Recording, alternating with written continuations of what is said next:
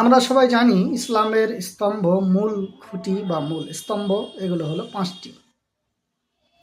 এই 5টি স্তম্ভের মধ্যে একটি হলো হজ। হজ কথাটির অর্থ কি? হজ কথাটির অর্থ হলো ইচ্ছা করা, কোনো কিছু করার জন্য ইচ্ছা করা বা সংকল্প করা। শরীয়তের পরিভাষায় হজ বলতে জিলহজ মাসের নির্দিষ্ট কয়েকদিন নির্ধারিত কিছু কিছু ইবাদত আল্লাহর সন্তুষ্টি লাভ করার জন্য যে সমস্ত কাজগুলো করলে আল্লাহ তাআলা সন্তুষ্ট হবেন, সেই কাজগুলো করার নামই হচ্ছে হজ। হজ 3 প্রকার: কিরান, তামাত্তু, ইফরাদ। এবং হজের ফরজ হলো 3টি: ইহরাম বাঁধা, উকুফে আরাফা অর্থাৎ কিছুক্ষণের জন্য হলেও আরাফায় অবস্থান করা, এবং তাওয়াফে জিয়ারাত।